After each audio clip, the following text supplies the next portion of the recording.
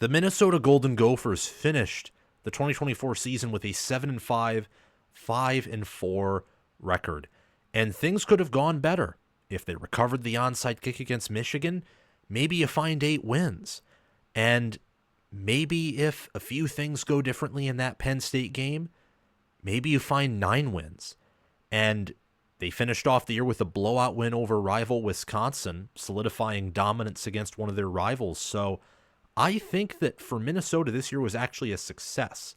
The 7-5 campaign, 5-4 record in Big Ten Conference play. You also got to remember that North Carolina game at the beginning of the year, maybe if Darius Taylor is healthy or if Kesich makes one of the field goals he missed, you're talking about a potential 10-win season. I know with a lot of close games, a lot of what-ifs, but Minnesota is a better team than I think their record says. And they're being very aggressive in the transfer portal. Immediately after their regular season is concluded, they still have to play in their bowl game against Virginia Tech, where they are a favorite. And I do think they will win that game to get to 8 wins, as PJ Fleck does very good in the postseason, takes his bowl games very seriously. And there's a lot of star talent on Minnesota's roster, but why I like this aggressive move by Minnesota is it shows that they want to do more. They want to be better. They want to compete at a higher level than they did this year, than they have in the previous few seasons, than they have ever in the 2020s. Compete for something greater like the team did in 2019. I don't think that season in the mind of PJ Fleck is meant to be a one-off. Like, oh, well, we're happy we didn't fall into 11 or 10 wins, but oh, we're happy we got here. No, I mean, they're happy they got there, that they earned that, but that season was also a long time ago now in college football. And I think that PJ Fleck winning at Western Michigan, I think he's won at a good level at Minnesota, wants to do more, wants to be better. And you see that in this transfer portal class with 10 commits, an average commit rating of an 86.56, not a ton of star talent in terms of the average transfer portal player, but there's a lot of depth, and there is some star talent there that I want to talk about. I want to talk about what Minnesota has earned in the portal so far, the commitments they've earned, the signings that they've earned. One quarterback in Zach Pyron. Zach Pyron was the backup for much of the season to Haynes King at Georgia Tech. Haynes King is one of the better QBs in the nation when healthy. Zach Pyron is not Haynes King, but he's 6'3", 220 pounds. They used him on a lot of short runs because he's big, he has size. He had 115 rushing yards this year, 4 rushing touchdowns, averaged 3.2 yards per carry. He had a 50.2 QBR, 2 passing touchdowns, 3 interceptions, 409 passing yards, averaged 6.3 yards per pass attempt from Alabama. Big-bodied, he's mobile. Minnesota returns a fair amount of their offensive line production next year, and they have a great running back room. I think he's a good pickup. I don't know if great is what I would describe the pickup, or even if he's going to be the starting quarterback at Minnesota, but he gives them an option at quarterback with some more mobility than Brosmer gave the Gophers, and I think that with how good Minnesota is typically at running the ball, and also what they did in the portal so far at running back, and perhaps they'll do some more things in the trenches, why not add another threat to your rushing offense? They also added A.J. Turner, Marshall Thundering Herd running back, or former Marshall Thundering Herd running back A.J. Turner. 104 carries this year for 864 yards, 6 touchdowns, averaged 8.3 yards per carry. His biggest games this season were against Georgia State, where he had 3 rushing touchdowns. The first game of the year against an FCS opponent, I think Stony Brook, with a rushing touchdown and over 100 rushing yards.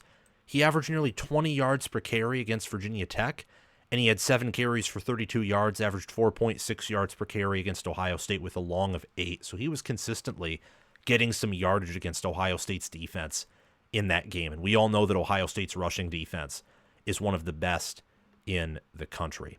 He also had a decent game against ULM, App State, and Marshall had a lot of success this year, and A.J. Turner was a huge part of that. So I think He was a great pickup. They picked up Cole Cabana as well at running back, the Gophers did. And also Cameron Davis, who I'm a huge fan of, did well at Washington, had over 10 rushing touchdowns in 2022, was hurt in 2023, stayed with the Huskies this past year and didn't get much action because Jonah Coleman was in front of him, and Jonah Coleman's one of the better running backs in the Big Ten.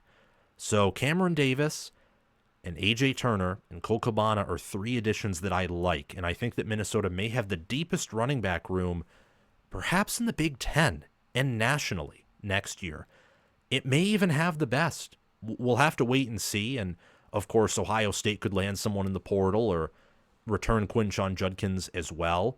Nicholas Singleton and Katron Allen might be back for Penn State soon, and Michigan may make some moves. You also got to remember about Oregon and how good they are at running back, developing and recruiting both in the portal and in high school. But I like those pickups. Minnesota got a tight end in Drew Bieber from Purdue out of the portal. Javon Tracy from Miami of Ohio, where he had over 500 receiving yards and did well with the Redhawks, Miami of Ohio, in the MAC. They contended for the MAC championship this year. Minnesota got two defensive linemen, Stephen Curtis from Illinois State, and also Rashawn Lawrence. And then they had a cornerback commit and also a kicker.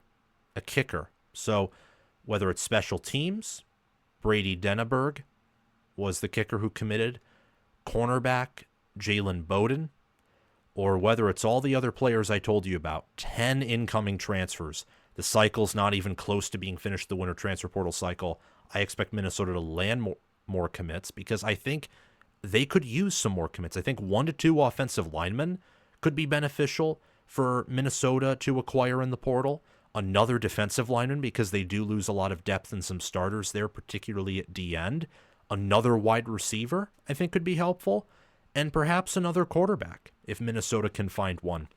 I think that would put a very nice finishing touch on what has been an aggressive, forward-thinking, and underrated transfer portal class by the Minnesota Golden Gophers. I do think that they're going to have success in 2025, not just because of what they return, not just because I think the schedule sets up potentially nicely for them, but also because of this portal class. I think these moves set up 2025 as a year for PJ Fleck that could be another breakthrough year, or that could be at least a year of high expectations where they go in and they're talking about, competing at a high level for the Big Ten and maybe even being one of those teams who's looking from the inside but still close enough to where they can say they're competing for a college football playoff spot.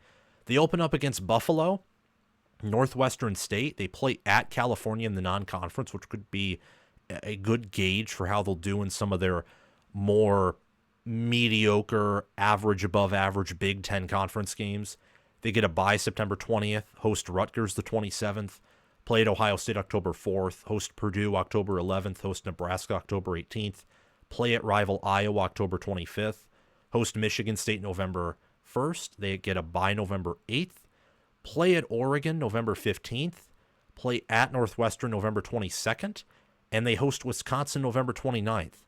Oregon and OSU on the road are going to be tough, but I'll tell you, all those other games are winnable. That's 10 games. Doesn't mean they'll win 10. In fact, that's probably unlikely, but 8 wins, 9 wins, definitely very possible, if not favored in the expectation, because Minnesota won 7 games this past season. And I'd say 10 is possible with this schedule. So more depth, more talent, and you are able to practice with them and coach them in spring ball, which is very valuable. So I think this is a fantastic series of moves by PJ Fleck and his staff in the winter transfer portal cycle. Thank you so much for watching. Remember to like the video and subscribe to the channel, and also hit that notification bell so that way you can get notified when new content from College Football with Sam drops. I appreciate you very much, and also share the video around to others who enjoy the sport of college football and love it as I do and as you do, and comment your thoughts down below so that we can have a conversation, because I want to know what you are thinking. And join our Discord server where we talk college football 24/7 via the link in the description or down below in the pinned comment. Thank you to my Heisman Patreon members, Crash2488, Brasco Rascal, and Kylo OH. Thank you to my All-American Patreon members, Chris Lane, Ismar, and Tyler Nye. And thank you to my All-Conference members, John Lynn, Roaming Gnome, Matthew Sale, Austin Christmas, Joshua Jorgensen, and Will Loftus. Make sure to check out my merchandise store and or Patreon page, or super chat down in the comment section below to support the channel. The Patreon page and merchandise store links are in the description or down below in the pinned comment. I hope you have a wonderful day. It is December, so Merry Christmas and also Happy New Year. I will see you guys soon.